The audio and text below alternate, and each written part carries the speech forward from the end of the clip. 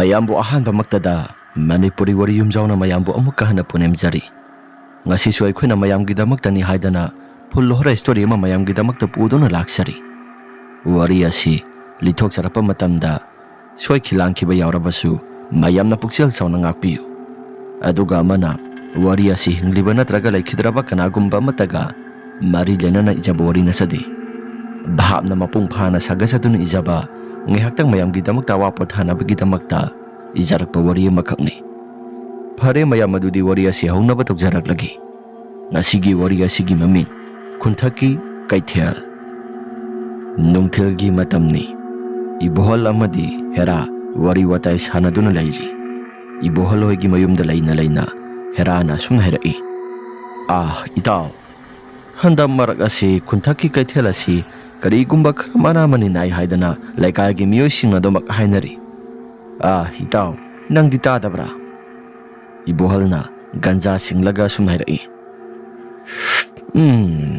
aishu tadabadi nate tai adubu tazaragasu karidi upai lai marak marakta khunthaki kaithel asi mana manin adum marak marakta khara naidi nai hainabani adu boidi ahalaman singna haibo oina hekta thajabasi pakna ngamdi itaw ibohalgi wafam aduda herana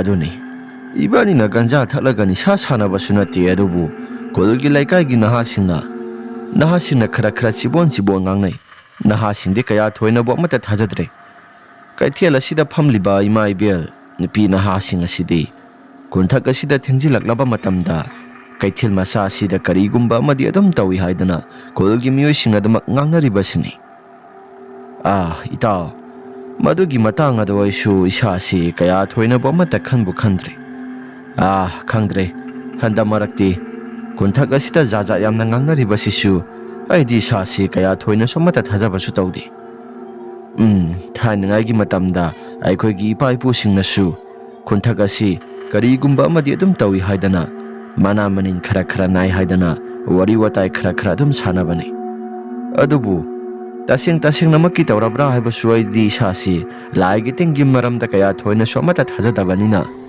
wakhalsi kaya kanna sui sasi khanjingano haibasi simadi yadre itaw wakhal asi kaya thoina su khanjinba pamdre asumna wari watai sanaduna leiringai matamda ibohalgi nupido prap sanglai aduga ngasai makai sanariba wari mayam singasi ibohalgi nupina sumunna dumak taduna leiribani ibohalgi nupina nabani na sanariba wari do laikai gi miyosingna ne karigumba amadi adum tawi haidana mana mani naidana wafam mayam ama ngangnaribani ko mayam ama ngangnagera khajekta ngangnagera thajade aibasibu kayam kairage ibohalgi nupiduna kaibudi kaide haibabu aduda asingba makki tawi haidana khulgi miyosingna dumak ngangnaribasini laigi tengi maramda kaya thoina thajadaba isisu namdana thajagadoribra aidi kaya thoina bu thajade ko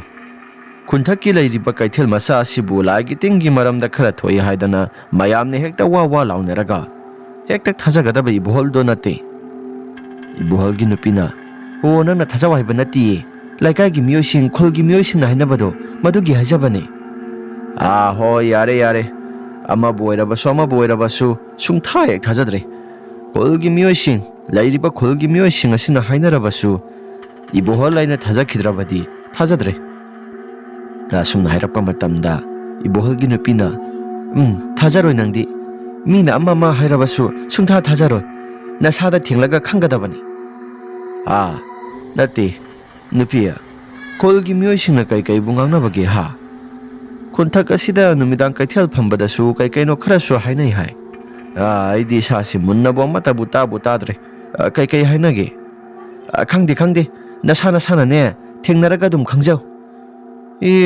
masigi nupi sidi yare asi hairaga wa makha tana mata ngangkidre herana itaw yare sigi masa simang haktang thaaga aisu yumda hankragi khunthaki kaithel asi phauraga isu khunkha tana sakadoribani aigi yumasisu khunkha da leiribani khara sulapi kunthak jaga sida kaithel masa saribani Hana aikoina piklingai matamda masigi kaithel sariba jaga asi kanagumba amatanasu masigi mafam jaga asi landuna somata chanakhidabani. Aikoigi ipu hoina haiba matamda masigi mafam jaga asi thainangaidagi hauna karigumba khudongthiba khara thokpham jaga ama oina thainangaigi ipusingna dumak hainarakpani. Mayamna hainaribasisu aisu khara khajik khaktangdi sumamgadra haiduna wakhaldasu khali. Heragi wafam ado taba matamda ibuholna sum hairakhi. Itaw shauna singnarabra. Era itaw nupa onthona mangkidreda. Thakpadi khajiktang thakki aduga ngawbadi karino aingondagi hena ngawkhalaibasina. Itaw ganja ni si. Ganja gi sigi mana sisu nisasi yamna thuna pali. Phare si. Aisu hannaba tawragi. Yauro. Hayeng kona mukpulasi ko. Phare. Ganja thaklabanina sakti mayam ama sage hairani ha. Hoi. Aidi ganja thaga saksi mayam se. Phare itaw nangsu lehoro aisu hannaba tawragi. Asi hairaga ibuholado adumak mahaksu lehori. Hera su adumak satlagi haidana mahaksu masasi adumak tarang malanga mada adumak satkre. Asumna lakpa matamda hera mahaki masasi ganja naga kharang ngawrakpani. Aki akhang amata hek laitana adumak lakpani. Herana sigi lairiba khunthaki kaithela sida natra kolgi miyoisingna karigumba khara hainaribasya. Mani masigi mafam jaga asi kolgi miyoisingna karigumba khara hainaribasi mafam jaga sida tamnai haidana adumak hainaribani. Kadai phabu chumbano haibado yengdi yengningkhreda adubu yare yengdana adumak chatlagi. Asi hairaga hera mahaksu adumak tapna lakpani isaiga ngangdana raga amada lakpani. Asumna hek lakpa matam maduda mahaki tungthangba saruga sida kanagumba amana nungtum thomlakpagumna krok haidana makhol khara tari. Sorok matai thangba saruga domduda hera karigumba ama nungtum thomlakpagumna mahaksu masada khara phawi haidana phatlai thoaga yingluba matamda kanagumba amata hek lairamdi. Herana aigi wakhalna waramba tare. Phare. Asi hairaga hera amoksu mahaki masasi prap sanglakle. Ngai haktang lairaba matungda heragi masasi khakinging silakle. Kalengi matamni adubu kaithela si hek yaropa matamda mahaki masasi hainingai laitana yengsilakle. Herana kainoda kalengi matam sidabu kadai waidagi inglaiba nungsi pusilaibano. Asi hairaga hera akoibada yengi nungsi sumana amata hek sitti. Herana kadai waidagi nungsitno mana amata susitti. Jat nida. Ganja ngawbagi nisa sisu khara khajik hanbagum tawi. Asi hairaga hera mahaki masasi adum chapam thokpa adumak chatli. Asumna herana mahaksu satlaga laijangai matam maduda mahaki tungthangba saruga sida kanagumba miyoi kharana khangi ilakpagumna mahaki masasi phaurakpani. Asumna heragi masasi tuge tawi fatlai thoktu ninglui adubu mahaki matunga sida maikhuoi kaibui tawraga mi amagi mitamda swai laun hekta mangki. Herana asumna sauna hairaki. Hera ai tomda satle haidana nakhoina lambi asida laaga laknaribra. Nakhoina aigi sasi laknabagisu mathau amata tade. Kanano phona tholao. Nakhoina lumlaga lakna du sarukpadi phona tholao. Asi hairaga herasu yamna kana lawi. Adubu kaithel masaduda mahaki khonjel khaktamaktai ataigi khonjel di amata hektade. Hera mahaksu kari haigadabano haifamga amata khangdre. Herana kainoda aigi khonjel khaktamaktai kanagumba amatagi khonjel di amata hektade. Ai tomda ngau phaigi matawgumna wari watai sanaduna ithanda pangangda ngangjaribra. Shon thokpanida. Asi hairaga herasu mahaki masasi adu mamai laithoktuna chatli. Ngaihaktangi matungda heragi akoibada nupi amana murum solaga muksu kappa laubagi khonjel asi amuk taba haurakle. Hera mahaki nakongnara hairaga amuksu laitholaga kaithel adomda yengi. ꯑꯗꯨꯕꯨ ꯀꯅꯥꯒꯨꯝꯕ ꯑꯃꯠꯇ ꯂꯩꯕꯗꯤ ꯎꯔꯝꯗꯦ꯫ ꯍꯦꯔꯥꯅ "ꯏꯁ ꯀꯩꯅꯣꯗ ꯀꯩꯊꯦꯜ ꯑꯁꯤꯗ ꯀꯅꯥꯒꯨꯝꯕ ꯑꯃꯠꯇꯁꯨ ꯂꯩꯇꯦ ꯑꯗꯨꯒ ꯇꯥꯔꯛꯏꯕ ꯈꯣꯟꯖꯦꯜꯁꯤꯡ ꯑꯁꯤꯅ ꯀꯔꯤꯅꯣ? ꯑꯣꯟꯊꯣꯛꯄꯅꯤꯗ." ꯑꯁꯤ ꯍꯥꯏꯔꯒ ꯍꯦꯔꯥꯁꯨ ꯃꯍꯥꯛꯀꯤ ꯃꯁꯥꯁꯤ ꯖꯥꯠ ꯌꯥꯝꯅ ꯈꯜꯂꯤ꯫ ꯑꯁꯨꯝꯅ ꯉꯥꯏꯍꯥꯛꯇꯪꯒꯤ ꯃꯇꯨꯡꯗ ꯍꯦꯔꯥ ꯃꯍꯥꯛꯀꯤ ꯃꯁꯥꯁꯤ ꯌꯨꯝꯗꯕꯨ ꯈꯔ ꯊꯨꯅ ꯌꯧꯍꯧꯔꯒꯦ ꯍꯥꯏꯗꯅ ꯄ꯭ꯔꯞ ꯂꯥꯛꯄꯅꯤ꯫ ꯕꯖꯥꯔ ꯃꯊꯛ ꯑꯁꯤꯗ ꯈꯜꯂꯤꯕ ꯖꯤꯡꯒ ꯃꯌꯥꯝꯁꯤꯡ ꯑꯗꯨꯁꯨ ꯀꯅꯥꯒꯨꯝꯕ ꯃꯤꯑꯣꯏ ꯑꯃꯅ ꯄ꯭ꯔꯦꯛ ꯂꯥꯎꯅ ꯍꯦꯛꯇ ꯆꯠꯄꯒꯨꯝꯅ ꯁꯍꯨꯝ ꯈꯔ ꯇꯥꯕ ꯍꯧꯔꯛꯄꯅꯤ꯫ ꯃꯗꯨꯒꯤ ꯁꯍꯨꯝ ꯑꯗꯨ ꯍꯦꯛ ꯎꯔꯛꯄ ꯃꯇꯝ ꯑꯗꯨꯗ ꯍꯦꯔꯥ ꯐꯠ ꯌꯦꯡꯈꯠꯂꯤ꯫ ꯕꯖꯥꯔ ꯃꯊꯛ ꯑꯗꯨꯗ ꯀꯅꯥꯒꯨꯝꯕ ꯃꯤꯑꯣꯏ ꯈꯔꯅ ꯄꯔꯦꯡ ꯁꯥꯡꯅ ꯆꯠꯂꯤꯕꯗꯣ ꯍꯦꯔꯥ ꯃꯁꯥꯁꯨ ꯎꯔꯛꯂꯦ꯫ ꯇꯧꯔꯤꯕ ꯃꯑꯣꯡ ꯃꯇꯧꯁꯤꯡ ꯑꯁꯤꯗ ꯍꯦꯔꯥ ꯃꯍꯥꯛꯀꯤ ꯃꯁꯥꯁꯤ ꯃꯍꯥꯛꯀꯤ ꯃꯃꯤꯠꯇ ꯎꯔꯤꯕ꯭ꯔꯥ ꯅꯠꯇ꯭ꯔꯒꯅ ꯇꯁꯦꯡꯅ ꯀꯅꯥꯒꯨꯝꯕ ꯃꯤꯑꯣꯏ ꯈꯔꯅ ꯁꯥꯟꯅꯔꯤꯕ꯭ꯔꯥ? ꯑꯁꯤ ꯍꯥꯏꯔꯒ ꯍꯦꯔꯥ ꯃꯍꯥꯛꯀꯤ ꯃꯁꯥꯁꯤ ꯃꯃꯤꯠ ꯑꯗꯨ ꯅꯣꯏꯔꯒ ꯌꯦꯡꯕ ꯃꯇꯝꯗ ꯀꯅꯥꯒꯨꯝꯕ ꯑꯃꯠꯇ ꯍꯦꯛ ꯂꯩꯔꯝꯗꯦ꯫ ꯍꯦꯔꯥ ꯇꯧꯔꯤꯕ ꯃꯑꯣꯡ ꯃꯇꯧꯁꯤꯡ ꯑꯗꯨꯗ ꯃꯍꯥꯛꯀꯤ ꯃꯁꯥꯁꯤ ꯈꯪꯉꯛꯏ꯫ ꯏꯁ ꯀꯩ ꯃꯇꯧꯅꯣꯗ? ꯑꯩꯅ ꯍꯧꯖꯤꯛ ꯉꯥꯏꯍꯥꯛꯇꯪꯒꯤ ꯃꯃꯥꯡꯗ ꯎꯔꯝꯕꯗꯨꯗꯤ ꯁꯤꯒꯤ ꯖꯤꯡꯒ ꯃꯊꯛ ꯑꯁꯤꯗ ꯄꯔꯦꯡ ꯁꯥꯡꯅ ꯀꯅꯥꯒꯨꯝꯕ ꯃꯤꯑꯣꯏ ꯈꯔ ꯆꯠꯄꯒꯨꯝ ꯑꯩꯒꯤ ꯃꯤꯠ ꯑꯁꯤꯗ ꯎꯔꯛꯄꯅꯤ, ꯑꯗꯨꯕꯨ ꯀꯅꯥꯒꯨꯝꯕ ꯑꯃꯠꯇ ꯍꯦꯛ ꯂꯩꯔꯝꯗ꯭ꯔꯦ꯫ ꯀꯔꯤ ꯃꯇꯧꯅꯣꯗ? ꯑꯩꯒꯤ ꯋꯥꯈꯜꯅ ꯈꯟꯕ ꯑꯣꯏꯔꯝꯕꯁꯨ ꯌꯥꯏ꯫ ꯐꯔꯦ, ꯑꯩꯁꯨ ꯌꯨꯝꯗ ꯍꯟꯅꯕ ꯇꯧꯔꯒꯦ꯫ ꯑꯁꯤ ꯍꯥꯏꯔꯒ ꯍꯦꯔꯥꯁꯨ ꯃꯍꯥꯛꯁꯨ ꯃꯌꯨꯝꯗ ꯄ꯭ꯔꯞ ꯍꯜꯂꯛꯂꯦ꯫ ꯃꯌꯨꯝꯗ ꯍꯦꯛ ꯌꯧꯕ ꯃꯇꯝꯗ ꯉꯁꯥꯏ ꯊꯣꯛꯈꯤꯕ ꯋꯥꯔꯤ ꯃꯌꯥꯝꯁꯤꯡ ꯑꯗꯨ ꯃꯍꯥꯛꯀꯤ ꯅꯨꯄꯤꯗ ꯂꯣꯏꯅ ꯇꯝꯃꯤ꯫ ꯃꯗꯨꯗ ꯃꯍꯥꯛꯀꯤ ꯅꯨꯄꯤꯅ ꯑꯁꯨꯝꯅ ꯍꯥꯏꯔꯛꯏ: "ꯑꯁ ꯌꯥꯔꯦꯁꯦ, ꯒꯟꯖꯥ ꯉꯥꯎꯔꯒ ꯁꯦꯔꯥꯟ ꯇꯨꯔꯥꯟ ꯎꯕ ꯑꯣꯏꯔꯝꯕ ꯌꯥꯏ꯫ ꯑꯩ ꯒꯟꯖꯥ ꯉꯥꯎꯏ ꯈꯪꯏ, ꯑꯗꯨꯕꯨ ꯕꯖꯥꯔ ꯑꯁꯤꯗ ꯀꯩꯅꯣꯈꯔ ꯉꯥꯡꯅꯔꯤꯕ ꯀꯩꯊꯦꯜ ꯃꯆꯥ ꯑꯁꯤꯗ ꯉꯥꯡꯅꯔꯤꯕ ꯃꯌꯥꯝ ꯑꯁꯤ ꯅꯪ ꯇꯥꯗꯕ꯭ꯔꯥ?" "ꯍꯣ ꯇꯥꯏꯌꯦ, ꯂꯣꯏꯅ ꯇꯥꯏꯌꯦ, ꯑꯗꯨꯕꯨ ꯑꯩ ꯑꯃꯠꯇ ꯊꯥꯖꯗꯦ." "ꯏꯍꯦ, ꯅꯪ ꯁꯤꯃ ꯀꯔꯤꯅꯣ ꯏꯕꯦꯝꯃ? ꯉꯥꯡꯅꯕꯁꯤ ꯑꯣꯟꯊꯣꯛꯅ ꯋꯥꯒꯗꯧꯔꯤꯗ꯫ ꯌꯥꯔꯦ, ꯅꯪꯒ ꯉꯥꯡꯅꯗꯣꯏ ꯁꯔꯨꯛꯄꯨꯗꯤꯅꯦ ꯀꯩ ꯃꯃꯥꯏ ꯅꯥꯜꯂꯒ ꯂꯩꯕꯅ ꯐꯩꯀꯣ." "ꯍꯣꯏ ꯌꯥꯔꯦ, ꯄꯨꯡꯉꯥꯡꯗ ꯉꯥꯡꯕꯗꯣ ꯊꯥꯖꯕꯤꯔꯨꯅꯨ ꯌꯥꯔꯦ. ꯑꯩꯁꯨ ꯂꯥꯏꯒꯤ ꯇꯤꯟꯒꯤ matangda ꯀꯔꯤꯒꯨꯝꯕ ꯑꯃꯠꯇ ꯍꯦꯛ ꯊꯥꯖꯗꯦ." ꯐꯔꯦ, ꯂꯥꯏꯒꯤ ꯇꯤꯟꯒꯤ matangda ꯍꯦꯛ ꯉꯥꯡꯅꯕ ꯊꯥꯖꯗ꯭ꯔꯒꯅ ꯌꯥꯔꯦ, ꯅꯪꯁꯨ ꯑꯗꯨꯝ ꯅꯪꯒꯤ ꯂꯩꯐꯝ ꯊꯣꯛꯄꯗꯣ ꯑꯗꯨꯝ ꯂꯩꯔꯣꯀꯣ." ꯑꯁꯤ ꯍꯥꯏꯔꯒ ꯃꯇꯩ ꯃꯅꯥꯎ ꯑꯅꯤꯁꯤ ꯉꯥꯡꯅꯩ꯫ ꯑꯁꯨꯝ ꯇꯧꯗꯅ ꯅꯣꯡꯃ ꯅꯨꯃꯤꯠ ꯑꯃꯅꯤ ꯁꯨꯟꯗꯔꯤ ꯑꯃꯗꯤ ꯊꯥꯕꯜ ꯂꯩ ꯕꯖꯥꯔ ꯃꯆꯥ ꯑꯁꯤꯗ ꯏꯟꯁꯥꯡ ꯃꯅꯥ ꯃꯁꯤꯡ ꯌꯣꯟꯗꯨꯅ ꯂꯩ꯫ ꯑꯇꯩ ꯂꯩꯔꯤꯕ ꯃꯤꯑꯣꯏꯁꯤꯡ ꯑꯁꯤꯁꯨ ꯏꯟꯁꯥꯡ ꯃꯅꯥ ꯃꯁꯤꯡ ꯌꯣꯟꯗꯨꯅ ꯑꯗꯨꯃꯛ ꯂꯩꯔꯤꯕꯅꯤ꯫ ꯁꯨꯟꯗꯔꯤꯅ ꯍꯥꯏꯔꯛꯏ: "ꯏꯆꯦ, ꯍꯟꯗꯛ ꯃꯔꯛ ꯑꯁꯤ ꯑꯩꯈꯣꯏꯒꯤ ꯕꯖꯥꯔ ꯑꯁꯤꯗ ꯀꯔꯤꯒꯨꯝꯕ ꯈꯨꯗꯣꯡꯊꯤꯕ ꯈꯔ ꯊꯣꯛꯄꯒꯨꯝ ꯃꯤꯅ ꯈꯔ ꯉꯥꯡꯅꯔꯤꯕꯁꯤ ꯑꯁꯤꯕꯨ ꯆꯨꯝꯂꯤꯕ꯭ꯔꯣ?" "ꯁꯨꯟꯗꯔꯤ, ꯑꯩꯁꯨ ꯒ꯭ꯌꯥꯟ ꯃꯦꯟꯒ ꯑꯃꯠꯇ ꯇꯥꯗꯦꯗ꯫ ꯃꯤꯅꯕꯨꯗꯤ ꯄꯪꯍꯥꯏꯗ ꯍꯥꯏꯅꯩ, ꯑꯗꯣ ꯅꯨꯃꯤꯠꯄꯨ ꯍꯦꯛ ꯇꯥꯔꯕꯗꯤ ꯕꯖꯥꯔ ꯑꯁꯤꯗ ꯀꯅꯥꯒꯨꯝꯕ ꯑꯃꯠꯇ ꯂꯩꯇꯦꯁꯨ ꯍꯥꯏꯅꯩ꯫ ꯑꯩꯗꯤ ꯏꯁꯥꯁꯦ ꯀꯌꯥ ꯍꯦꯟꯅꯁꯨ ꯊꯥꯕꯨ ꯊꯥꯖꯗꯦ, ꯑꯗꯣ ꯅꯪꯕꯨ ꯊꯥꯖꯕ꯭ꯔꯣ?" "ꯏꯆꯦ, ꯑꯩꯁꯨ ꯊꯥꯖꯗꯦꯗ, ꯑꯗꯣ ꯃꯤꯅ ꯉꯥꯡꯅꯔꯕꯅꯤꯅ ꯂꯥꯏꯒꯤ ꯇꯤꯟꯒꯤ ꯃꯇꯥꯡ ꯑꯁꯤ ꯈꯔ ꯈꯖꯤꯛꯇꯪꯗꯤ ꯈꯧꯇꯛ ꯆꯥꯔꯤꯕ." "ꯍꯣꯏ, ꯈꯧꯇꯛ ꯆꯥꯐꯝꯁꯨ ꯊꯣꯛꯄꯅꯤ, ꯃꯤꯅ ꯀꯩꯅꯣ ꯈꯔ ꯉꯥꯡꯅꯔꯕꯅꯤꯅ꯫ ꯐꯔꯦꯁꯦ, ꯅꯪꯕꯨ ꯉꯁꯤꯗꯤ ꯄꯣꯠꯀ ꯏꯁꯤꯠ ꯁꯤꯠꯇꯕ꯭ꯔꯣ?" "ꯏꯆꯦ, ꯄꯣꯠꯀ ꯑꯃꯠꯇ ꯁꯤꯠꯇꯦ, ꯉꯟꯇꯥꯅ ꯑꯗꯨꯝ ꯆꯪꯈꯤꯕ꯭ꯔꯥ ꯈꯪꯄꯣꯠꯇꯦ." "ꯁꯨꯟꯗꯔꯤ, ꯄꯣꯠꯁꯤꯡ ꯑꯁꯤ ꯂꯣꯏꯕ ꯐꯥꯎꯕ ꯌꯣꯟꯒꯗꯕꯅꯤ." "ꯍꯣꯏ ꯏꯆꯦ, ꯌꯦꯡꯂꯁꯤ."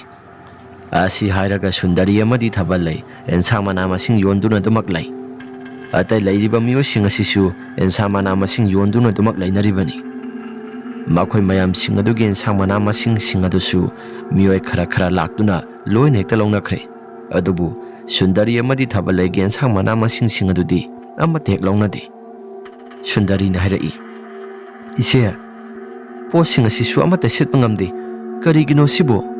"ꯁꯨꯟꯗꯔꯤ, ꯈꯪꯗꯦ, ꯑꯇꯩꯒꯤ ꯄꯣꯠꯆꯩꯁꯤꯡ ꯑꯁꯤꯅ ꯂꯣꯏꯅ ꯐꯖꯔꯕ꯭ꯔꯥ, ꯏꯕꯥꯅꯤꯒꯤ ꯄꯣꯠꯆꯩꯁꯤꯡ ꯑꯁꯤꯅ ꯑꯃꯠꯇ ꯍꯦꯛ ꯐꯖꯗ꯭ꯔꯕ꯭ꯔꯥ ꯈꯪꯗꯦ꯫ ꯑꯁ ꯇꯜꯂꯦꯗ ꯑꯣꯟꯊꯣꯛꯅ꯫ ꯄꯩꯁꯥꯕꯨꯗꯤ ꯍꯟꯖꯤꯜꯂꯦ ꯍꯥꯏꯕꯕꯨ, ꯑꯗꯨꯕꯨ ꯈꯤꯇꯪꯈꯛ ꯁꯦꯟꯗꯣꯡ ꯂꯩꯅꯕ ꯍꯥꯏꯗꯅ ꯊꯣꯛꯂꯛꯄꯅꯤ꯫ ꯕꯤꯠꯀ ꯑꯃꯠꯇ ꯍꯦꯛ ꯂꯩꯇꯦ ꯏꯆꯦ꯫ ꯅꯪꯗ ꯅꯠꯇꯦ, ꯑꯩꯁꯨꯅꯤ ꯏꯕꯦꯝꯃ꯫ ꯐꯔꯦꯁꯦ, ꯅꯣꯡꯃꯒꯤ ꯗꯥꯎ ꯍꯥꯏꯕꯗꯨꯅꯤ, ꯆꯪꯅꯕ ꯇꯧꯔꯁꯤꯔꯥ? ꯏꯆꯦ, ꯉꯥꯏꯍꯥꯛꯇꯪꯒ ꯂꯩꯈꯤꯁꯤ." ꯑꯁꯤ ꯍꯥꯏꯔꯒ ꯁꯨꯟꯗꯔꯤ ꯑꯃꯗꯤ ꯊꯥꯕꯜ ꯂꯩ ꯏꯟꯁꯥꯡ ꯃꯅꯥ ꯃꯁꯤꯡ ꯌꯣꯟꯕ ꯂꯣꯏꯕ ꯐꯥꯎꯕ ꯉꯥꯏꯔꯝꯃꯤ꯫ ꯑꯁꯨꯝꯅ ꯂꯩꯔꯤꯉꯩ ꯃꯇꯝꯗ ꯏꯟꯁꯥꯡ ꯃꯅꯥ ꯃꯁꯤꯡ ꯑꯗꯨ ꯌꯣꯟꯕꯁꯨ ꯂꯣꯏꯗ꯭ꯔꯦ, ꯃꯤꯁꯨ ꯑꯃꯠꯇ ꯂꯥꯛꯇ꯭ꯔꯦ꯫ bazar asida kanagumba amatasu chanakhidre. Thabalaina Sundari laosi kanagumba amatasu insamana masing asi laigi haibu somata laktre yumda hanaba tawrasi mata mangnabanida gyan tana yumda dum potharurasi hoi si asi hairaga anisi loisinaba tawringai matamda Sundari gi mahaki tungda insamana masing khara khakta laigi haidana nupi amagi khonjal da hairaklami Sundari su matung laithokdana dum hairami hoi yani ngihakta ngayuko kari insamana masing laigedabano asi hairaga Sundari mamai laithorakpa matamda haujing ngihaktangi mamangda insamana masing laigi haidana hairambadusu amata hek lairamde Sundari mahaki masa singakpana sukham thengle Sundari na is kainoda haujing ngihaktangi mamangda insamana masing laigi na hairambadubu kadai tana sakraba asuna Sundari mahaki masa si ipa pakatna yamna ngakna lairingai matamda thabalaina sunairai hai Sundari Kaidawragi nangbo ise haujing ngihaktangi mamangda kanagumba nupi amana insamana masing laigi haidana aingonda hairamba isibu tahodabro ha kaino haisibo Sundari gi wafam aduda thabalaisu ingangkaklabani Thabalaina Sundari nangi wakhal noiramganida kanagumba amata hek takhideda ise aigi wakhalnadi oiroida haujing ngihaktangi mamangda aigi tung hek thangba sarogasida kanagumba misak amana insamana masing laigi haidana hairakibani aisu hoi hairaga mai laithoroba matamda karigumba ama thek lairamde hoini nangna kaino khara haikibado aisu khara de dumak taki adubu kari haribanu haibadi mayek singna khangawdre ise bazar asi khara thuna salaga yumda hanaba tawrasi mina hainaribado madu sungadaba sumali asi hairaga ni do prap loisilaga mayumda halaki haidana hek tawba matamdani Sundari mahaki masasi tung hanla halaga numak yengi asumna yengba matamda Sundari mahaki masasi mahaki mamang maktada kanagumba misak ama haibadi ngasai mahakna polak ta phamkiba mahaki polak mahaki phamliba jaga adomda kanagumba nupi ama musin muba makai phamduna laibado Sundari su sapsan hek utu uri Sundari madu uba matamda mahaki masasi kibana su masasi thak nikle Sundari na is kari mo matongda haidi isasi kibana su thak nikle asi haina munna yengduna leiringaida thabalaina lengjumda pop tharai hai kaidawrage haiwani masibo masigi angang asi kaidawrage haiwani nangbo ise ai kasu tawde yumda dum halasi asi hairaga Sundari su tung hanna yengdana dumak lai thabalaina wakhalda khali karino mahakna yengiba singashaidagi masigi angang asibu karino asi haina dumak lakpani kaithel asi masidagi khara lapthoraklaba matamda Sundari gina kongda nupi amana ngaikho insamana masing khara laikige haidana murum sonbagumba makhol khara taba horakpani Sundari madugi makhola do tarakpa matamda mahaki masasi amuk tung halaga yengba matamda tung thangba saruk asida kanagumba nupi amana khaw pairaga musinmuna lepaga leibado Sundari mahaki masasi uthuri madu uba matamda Sundari mahaki masase khamprai khangi aduga masasi phinglongna songkhatpani Sundari gi mataoduda thabalaina hai kaidawragi masibo ise khara thuna sasi ise lao asi hairaga Sundari khongkapado khara launa thangduna thabalai gi mamang adomda khara sakali thabalai su ingangakna tung hana yengthobada kanagumba amata hek lairamde thabalaina masigi angang asi soidana makok bera laiba oiramba tari mana ngasaidagi tawriba mong matawsing asi karino ai sa haifamga amata khangdre asi hairaga wakhal damak khalli aduga prap laklaba matamda kaithel adomda kanagumba mioi kharana chen chongduna sanaba law khongduna sanabagi makhol singasi amuk lepa leitana Sundari amadi thabalai mabani munna tarakpani asun hek tarakpa matamda Sundari mahaki masasi amuk hena kirakli handa mukti thabalai su tarabanina thabalai na sunairai tarakliba makhol asidi kadomdagino ise sini ngasai makhadagi aina kai kaino tabaga ubaga tawraiba mayamsing ado aidi sasi yamna kiri. Sundari khulai kai si kari gumba ma tawi tawi hainabado madu sumdori ko. Ngasai makhai ngantana loislaga changkhiba miyoi sing adudi madubudi khara phare. Adubu kona lehoba aikhoi khaktamak thengnariba mayam asi karino ai bhab menga mata tadre.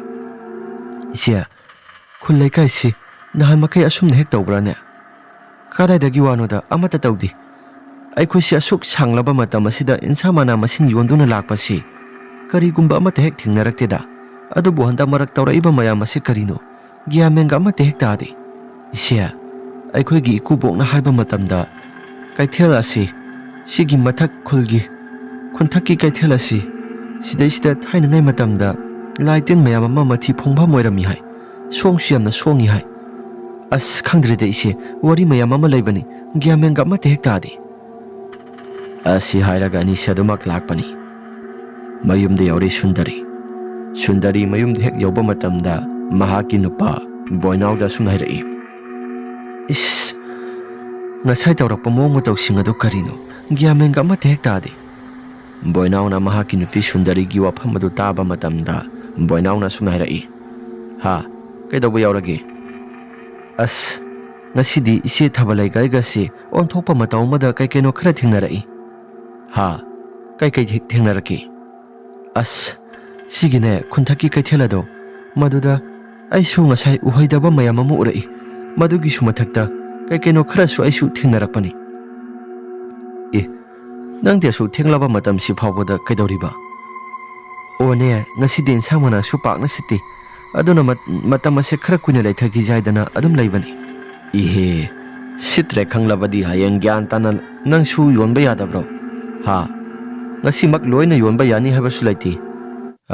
Gyamen tadre. Nakhoi nupi singdana henna laigi tingki maram ase khara thajarabra karino.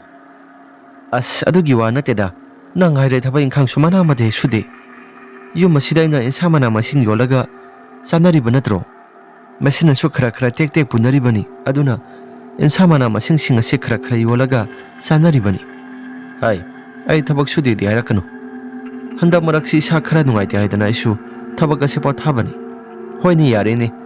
Ado nasadi phana kuina ngamdabadi natedana nangsu nasadu ngamle hojikti thaba inkhang adu kaino khara suba yare haibwani. Hoida madugi su matam soidana lakhini da. Ai ne na suningli poni adubu matang matamna yadabagi asu isa se pothaduna lairibani. Nahan makhai asu thabak sudabro? Ha nati asu thabak sudabraba? Thabak sude khote haiba oirabadi phaba. Thabak suramlaga isa se wabagi adagi sasu nasilakpaga matam khara pothaba nangsu wa makhai amna tai. Aina thabak suba ngamlamlabadi nang thabak suribasi aina solamgadro? Kaithel macha sida insamana masinga yondana salibado aina salalamkidro haibanida. Ho yare ngangnaba kamata hek ngamjapote yamna wari aisu sagasi thongdolaga aina muksagadoribani. Ha yare se sak to aina thongdolaga dumak sarasi nasada waramlani yare. Asi hairamlaga Sundari su mahaki masasi phamungda ngihaktang hipthaduna pothai. Mahaki nupa boinauna sa insang adu thongduna lei. Sak thongna boinauna asumna wakhal khalai. Hore numidangdi ahing khara thenglakpa matamda imanaba thembane ni harune. Aikhoi hum aduga imanaba tomnauga aikhoi mari asi kaithel khunthaki kaithel asida thengnai tamnai haribasi amuktangdi yengthokusira. Yengthokpanadi phanisha. Kolgi miyam sing asisu singnariba mayam asi aikhoina yengthokraga konbana phaganida. Masigi mafam jaga asi aisu hanadagi masi tamnai na haribasi amuktangdi yenginglakpa kuirabani. Amuktang yenglaga kari karam tawraga thodok sing asi thoibano haibado tasengna thoibra natraga na tawsinaribra haibado amuktangdi mayek singna yengthoklaga khangba mathau tai. Pare sangan saraga isu imanaba singado hauraga adum thokrage.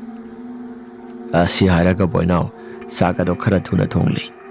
Mahaki nupi Sundari su mamang mahada kaino jaja yamna uri. Ngasai mahakna ukibado madugi matawgumna mamang asida kaino jaja yamna urakpani.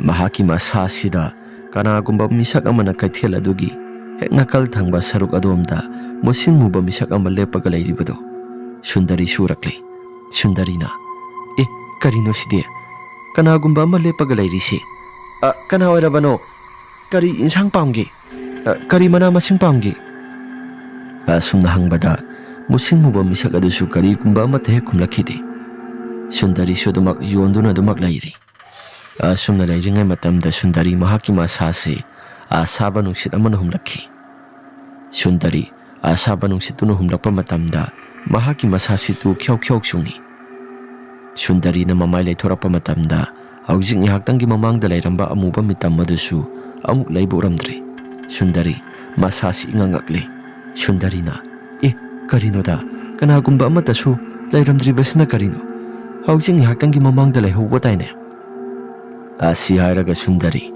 mahaki masasi anu munna yengduna leiringai matamda mahaki nakal thangba sarugadomda mamaya silai thorakpani madugi matam aduda musin munna lepiba nupi adu sumuksu mamangda phallauna songsilaklaga Sundari gi mahaki makhauri saramasi yamna kana mesilakpani Sundari tawrakliba mong matawsing asida mahaki masasi manglaknaba haibado oire Sundari mahaki masasi yamna kana makut adu setokya haidana tawi Sundari na masasi ik hain hek tawrakpa matam maduda mahaki nupa boinaw su prap sanglakpani maduga tan chana na Sundari na tawramliba mong matawsing adu hek uruba matamda Sundari gi manakta prap sangi boinaw na hai se nupi se gyana mukta taro se nupi asi hairaga hawdoi asumne hek hawdokpa matam maduda Sundari mikap thorakle Sundari na mikap tholakpa matamda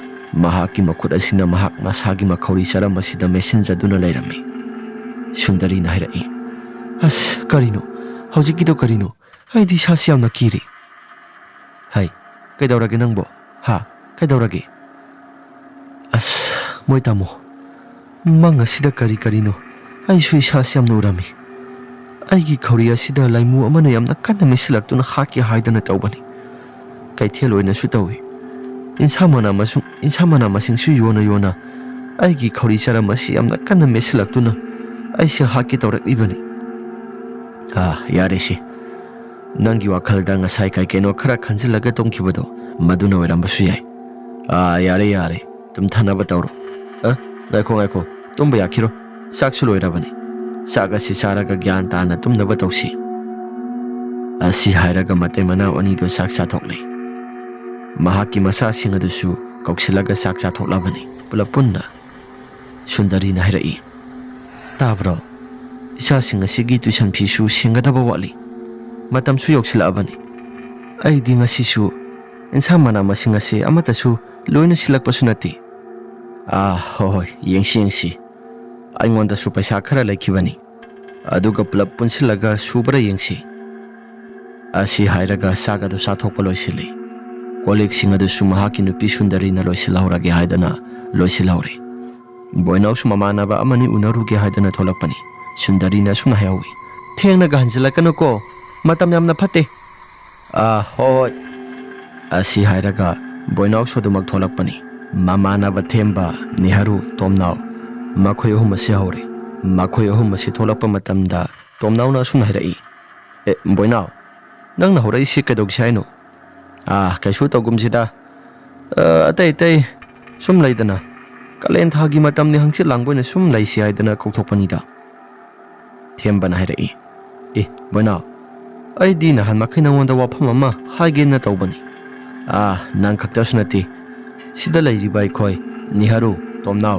nang sumuna taw aikhoi si karigumba sayeng ama yengsira haiduna wakhal khanbani aduda yagadra yaroidra haidana wakhal su sum khalamaga si amuksu hoktoktubase amuksu tallaba wafam adu taba matamda Tomnaw na sum hairai kari wafamno wa makhatana kolgi lairiba bazara sida karigumba sayeng ama yengsira haiduna wakhal khanbani sum hek hairakpa matamda boinaw na mu hairai aduna ina ngasaidagi yengsira haiduna wakhal khalibasisu amayam yaraba natro mayam asisu yare haidana hairakhi maduda thembana ngaikhosi aduda tasing namuki Tasyenamaki amuk tholakabadi kamai tauba? Tomnauna asi yaresi tholagana amuk thengnaba taredana. Aisu madugi wafam adu haige haidana nahan makhaidagi leirambani. Tandum sare. Asumna hairakpa matamda Niharuna laikagi miyoisingna khara khara hainaribase sumdabadi nateko sumbasu khara khara loina yaurabani. Boinauna hairai hoini sumamba yaini adubu yengthokpanadi phaidana. Ngasisu aigi nupido insa mana masing yolaga sanglakpada karigumba khara thengnai haidana mahakna soingonda pauk tami.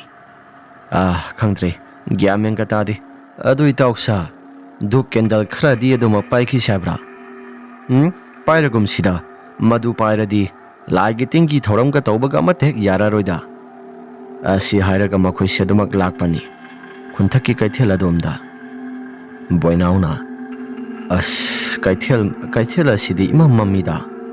Aitao kaithel asi onthona sumamkhre haigumna dana karigumba amadi mai amadi thanbanadi phaida. Mai ama thanbai bado madu yaroi. Sorokta thaliba mai asi masi adumak nganduna sulairi. Masigi maingal asigi mapa sana asai sida lairiba bazar gi setse sidoina hekta phamlaga ahin kaidaurakpano haibado yengtho asi hairaga makhoi mari asi wari watai sanaduna lakpani. Makhoi gi mafam jaga do hek yauraba matamda Niharuna suna hairakhi. Aitao sidai hekta phamasi sida phamlaga akhoi mayamsu bhut thengnai hairiba miyoising aduna hairaiba mayamsing ado kadai phaubo sumbano lanbano haibado akhoi amuktang yengsi.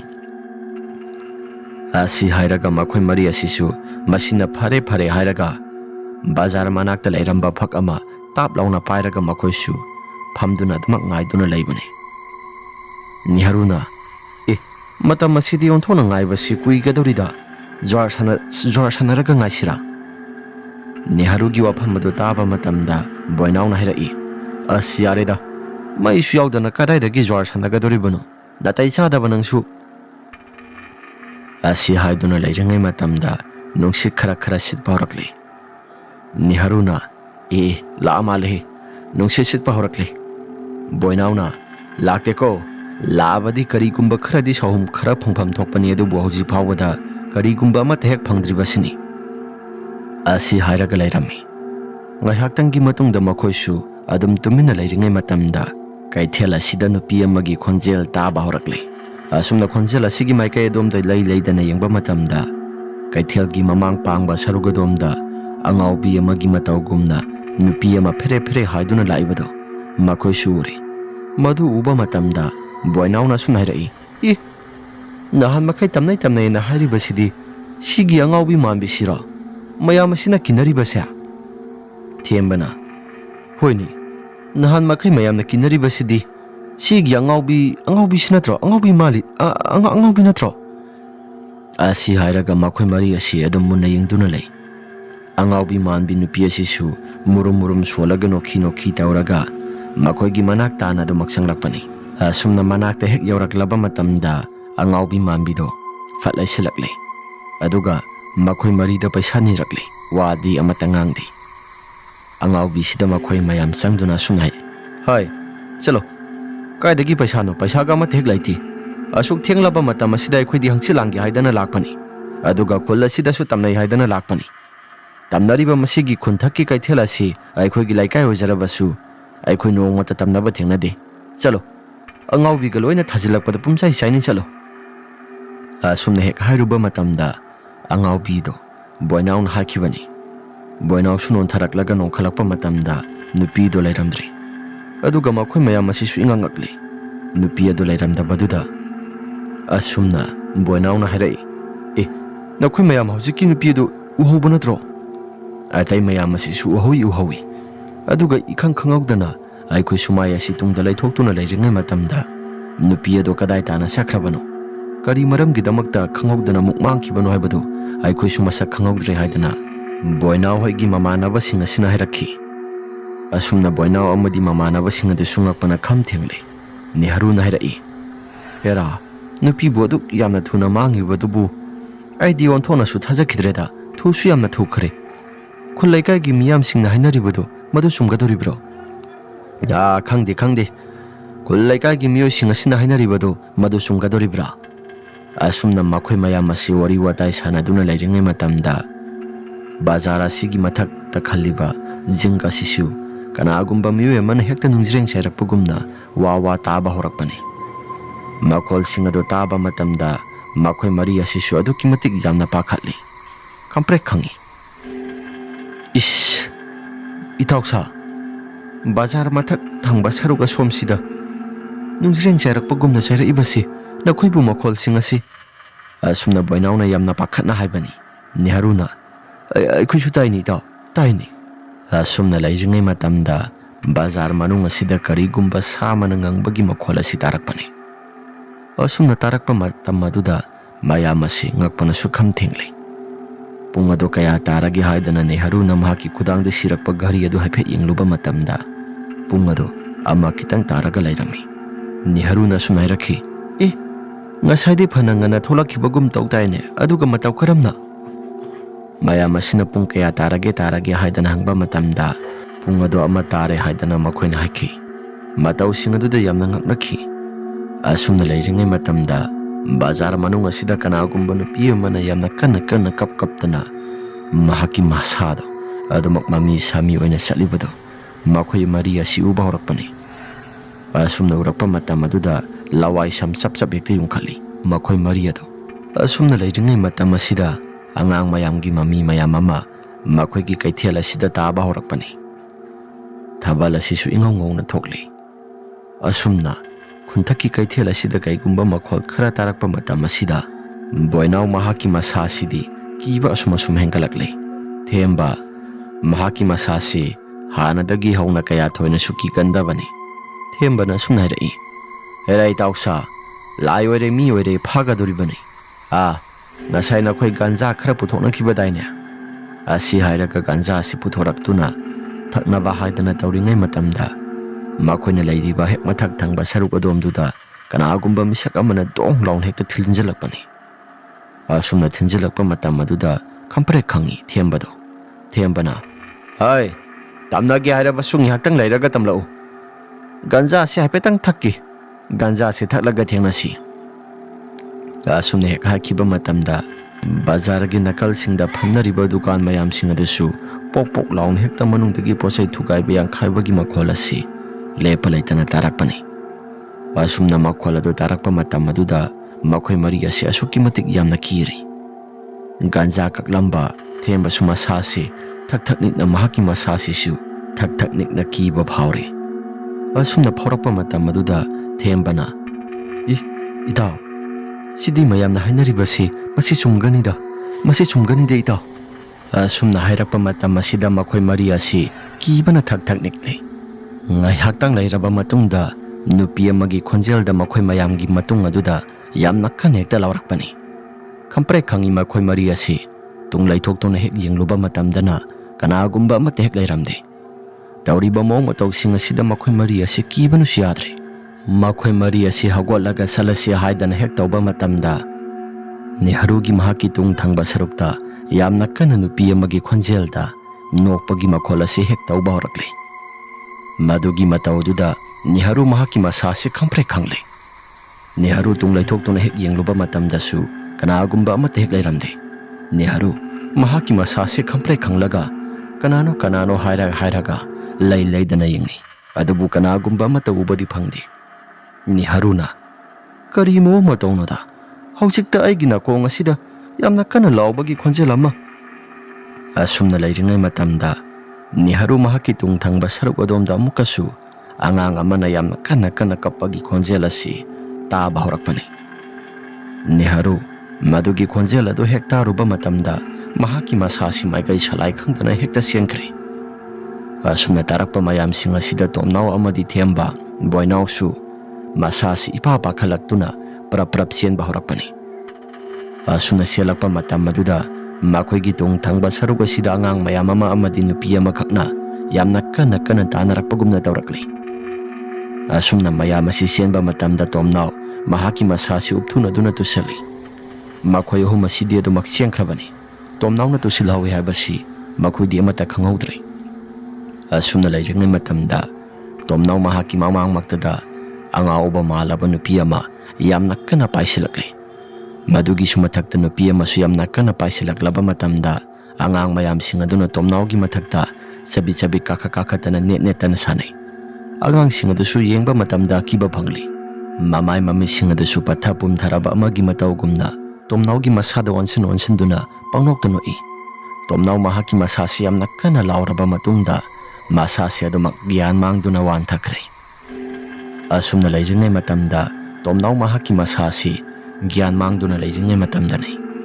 Mahaki masasi makhong na mathangkalaktuna soro paiduna kanagumba nupi ama nasingbagumna noki makhola si sinba thongna laikagi miyamsing asi tasanu haibagi matagumna yamna kana noki tauraga tomnaugi masasi singsili. Asumna boinau amadi themba Niharu makhoi mari na sembe aba selaklaba matamda Niharu na sunhairaki itaw sa ngaiko itaw tomnaudi asi hairaga makhoi ahum asi mamai laithok tun hek yenglapa matamda tomnaudi leiramdre. Boinauna mataw karamna mahakti itaw mataw karamna no. Niharuna aisu khangdi asumna haiduna leijingai matamda thembana ngaikho itaw sa haipetang chalaga mutanga yengusira itaw yengagumsida haidi sa siamna kire nangdi karigi kigadoriba law aikhoi mari suribasidi itaw haijabagi wani ko aidi amna kire tasina ai amna ki itaw kibana sanaba yaro itaw tomnaudo soidana sirabadi aikhoi dasa tagadoribani aikhoi pulap lakminaraga karino. Asi hairaga makhoi ahum asi kiba yade haidana makhut pareng sangna samnaduna lakli. Niharuna sunairai ngaikho nakhoi sembe yaroi pulap saminagadabani tokhai sena khibadai suisasi kibana yadrabani. Hoida law khara thuna salasi. Asi hairaga makhoi ahum asi adumak prap lakli. Ngai haktang leiraba matungda khunthaki kaithela si oksilakli. Kaithela si hek yaurakpa matamda makhoi ahum asi kisu yamna kire. Kaithela sida kanagumba nupi amana murum solaga nokpa khebagi makhola si adumak lepa leitana tarakpani. Makhoi ahum asina itaw asibu tamnariba haibadura.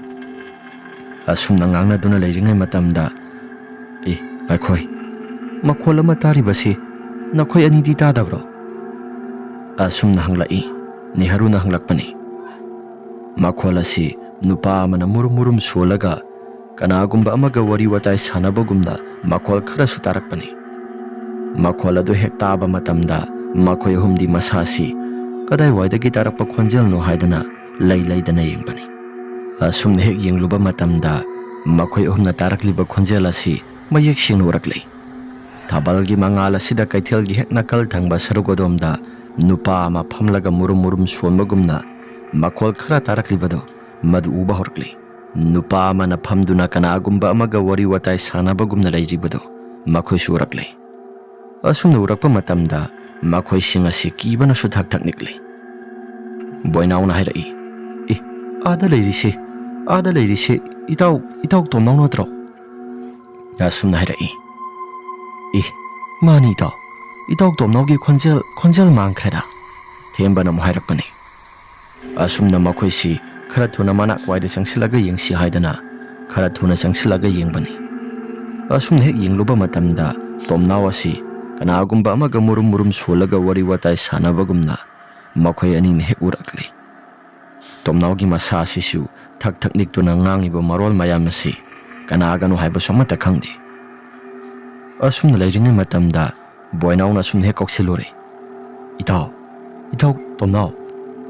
Asumna hek koksilore kina adugadi tomnaugi masasi phalai thoraklaba matamda nupi amagi saktamda yamna kanna lauraktuna mamai mamising asisu ihang saba makai yamna kanna lauraktuna masasi onthoraklaga masasi tingthram takhre. Asumna tawriba mawng mataw sing asida makhoi ahum asi kisu yamna kire ngaksu ngakle. Tomnauna takibado mahaki masilda murum solaga ai mafam asida sanajagi haidana tomnau mahaki masilda murum sole. Asumna leijingai matamda Makhoi ahum asi asumna wa khannarai. Boinauna hana. Itaw, asuna sum thambadi yaroi. Mahaki masasi mayumda pubiraga akhang hai kai keno khara tanadragadi yaroidri. Thembana hairakmani. Ado, hojik tauriba saptra mayam asida kamaina pugadoribano. Itaw, yani, ai tawgisi. Asi hairaga boinaw su prap sangkre. Aduga lairiba tomnawgi mana waida lairiba thori mayam singadasu amamam toina tap paikhatle. Aduga makhong makhut ki seli. Asumna kiba hek loibaga themba amadi niharu susanglai. Se, thangduna pura simayumda. Aduga maiba maibi khara yanghalaga masasi kai keno khara laigi tingi khaidoksi. Asumna thangduna purakle. Tomnaw se hek thangba matamda mahaki akoiba sida kanagumba miyoi kharana giri launa taktuna wari watai sanabagumba mi mayama masapagumba sigumba makhola sitaba horapani. Tomnawgi masildasu ai salukhigi aduga amuksu ai satpatali tali haidana amuksu murum solakpani. Tauriba mong mataw singa sida makhoi humasi sungakpana kham thenglabani. Boinauna pairiba mahaki makok thangba sarukadomdo maduda kanagumba misak ama boinawgi tunga duda lakpagumna boinaw si haipet mahaki samil ama phangi. Boinaw so hanatuna amata yengde. Asum tawdana makhoi humna porakpa matam asida bazar adom thangba sarukadomda yamna kan sapfu kanna kanagumba misak amana lairiba ukhokte mayam singadu loina hekta thudekpagumna makhol khara su tarakpani. Asumna tarakliba makhol mayam asi hek makhoi su taba matamda asoki matik yamna kirami. Asum tawdana pra puraklaba matamda Themba, Boinaw, amadi Niharu makhoi humna porakliba tomnaw si mahaki mayumda pusili. Makhoina konthong phawba lakpa matamda konthong adugi hek nakal thangba sarukadomda kanagumba miyoi khara musin munna lepaga leibado madu urakpani. Makhoi su imungda pusilaklaba matamda laikai amaiba selung ado madu kauba sali. Lantern thongmayama pairaga makhoi su purakle. Asumna selungna lakpa matamda tomnawgi khudang ase tap launa paiduna yengi. Tomnawgi masasi mamit manang ngorong ongkhatuna nang salu haidana yamna kana talakpani. Selungna sidi on thokpani da.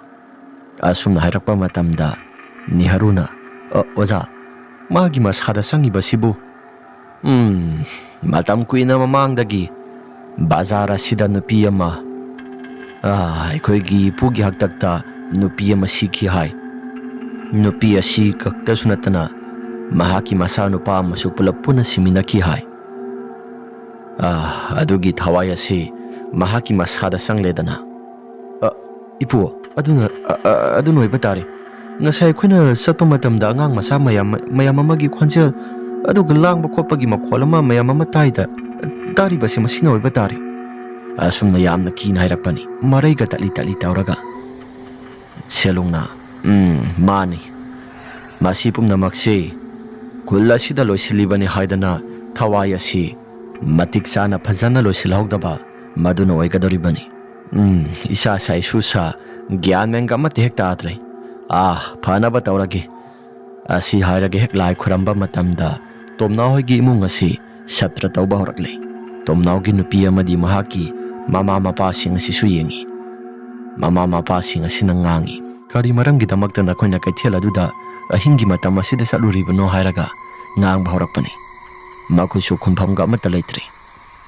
Asumna yengba yaba yenglaba matungda tomnawgi mahaki masada yauriba lai phataba mayam sing ado khaidokhre. Aduga amuksu selung hairai. Angang sa ngasi haiba numit asida kaithela sida saduna lairiba thawai mayam asi loisindaba yaroidri. Aidi nahan makai khangbu khangdri.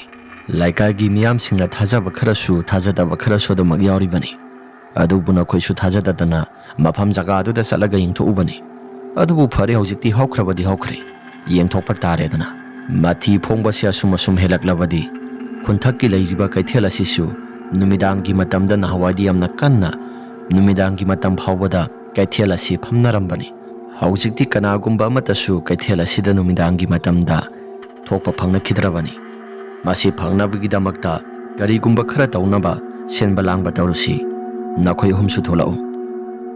Asi hairaga selung amadi tomnaw aduga ꯃꯃꯥꯟꯅꯕ ꯊꯦꯝꯕ ꯅꯦꯍꯔꯨ ꯃꯈꯣꯏ ꯑꯍꯨꯝ ꯑꯁꯤ ꯄ꯭ꯔꯞ ꯄ꯭ꯔꯞ ꯊꯣꯛꯂꯛꯄꯅꯤ ꯀꯤꯅ ꯑꯗꯨꯃꯛ ꯂꯥꯛꯏ ꯑꯁꯨꯝ ꯇꯧꯗꯅ ꯁꯦꯂꯣꯡꯅ ꯃꯈꯣꯏꯒꯤ ꯀꯩꯊꯦꯜ ꯃꯆꯥ ꯈꯨꯟꯊꯛꯀꯤ ꯀꯩꯊꯦꯜ ꯑꯁꯤ ꯍꯦꯛ ꯌꯧꯕ ꯃꯇꯝꯗ ꯂꯥꯏꯒꯤ ꯇꯤꯟꯒꯤ ꯈꯔ ꯈꯨꯔꯝ ꯊꯣꯛꯂꯦ ꯑꯁꯨꯝꯅ ꯍꯦꯛ ꯈꯨꯔꯝꯕ ꯃꯇꯝꯗ ꯁꯥꯇ꯭ꯔ ꯑꯁꯨꯛꯀꯤ ꯃꯇꯤꯛ ꯌꯥꯝꯅ ꯇꯧꯏ ꯂꯝꯕꯤ ꯆꯠꯊꯣꯛ ꯆꯠꯁꯤꯟ ꯇꯧꯗꯨꯅ ꯀꯅꯥꯒꯨꯝꯕ ꯃꯤꯑꯣꯏ ꯈꯔꯅ ꯍꯦꯛꯇ ꯀꯞꯄ ꯂꯥꯎꯕꯒꯤ ꯈꯣꯟꯖꯦꯜ ꯑꯁꯤ ꯇꯧꯕ ꯌꯥꯕ ꯇꯧꯔꯦ ꯃꯥꯏꯕ ꯁꯦꯂꯣꯡꯅ ꯋꯥꯔꯤ ꯋꯥꯇꯥꯏ ꯁꯥꯟꯅꯗꯨꯅ ꯊꯋꯥꯏ ꯃꯤ ꯂꯩꯔꯤꯕ ꯅꯨꯄꯤ ꯑꯗꯨ ꯃꯗꯨꯒ ꯋꯥꯔꯤ ꯋꯥꯇꯥꯏ ꯁꯥꯟꯅꯔꯤ ꯑꯁꯨꯝꯅ ꯋꯥꯔꯤ ꯋꯥꯇꯥꯏ ꯁꯥꯟꯅꯕ ꯃꯇꯝꯗ ꯃꯍꯥꯛꯀꯤ ꯑꯄꯥꯝꯕꯗꯣ ꯀꯔꯤꯅꯣ ꯍꯥꯏꯌꯨ ꯍꯥꯏꯗꯅ ꯍꯪꯕ ꯃꯇꯝꯗ ꯃꯈꯣꯏ ꯑꯍꯨꯝꯒꯤ ꯏ ꯑꯁꯤ ꯄꯥꯝꯃꯤ ꯍꯥꯏꯗꯅ ꯍꯥꯏꯔꯛꯈꯤ ꯑꯁꯨꯝ ꯇꯧꯗꯅ ꯃꯈꯣꯏ ꯑꯍꯨꯝꯒꯤ ꯏ ꯑꯗꯨꯁꯨ ꯈꯖꯤꯛ ꯊꯣꯛꯍꯜꯂꯒ ꯂꯩꯃꯥꯏꯗ ꯀꯟꯊꯣꯛꯇꯨꯅ ꯏ ꯑꯁꯤ ꯀꯠꯊꯣꯛꯂꯦ ꯑꯁꯨꯝꯅ ꯀꯠꯊꯣꯛꯄ ꯃꯇꯝꯗ ꯊꯋꯥꯏ ꯑꯁꯤ ꯃꯐꯝ ꯑꯗꯨꯗ ꯄꯨꯂꯞ ꯂꯣꯏꯁꯤꯟꯈ꯭ꯔꯦ ꯑꯁꯨꯝꯅ ꯅꯣꯡꯉꯥꯜꯂꯛꯂꯕ ꯃꯇꯝꯗ ꯈꯨꯜ ꯂꯩꯀꯥꯏꯒꯤ ꯃꯤꯑꯣꯏꯁꯤꯡ ꯑꯁꯤ ꯑꯃꯥꯏꯕ ꯁꯦꯂꯣꯡꯅ ꯀꯧꯗꯨꯅ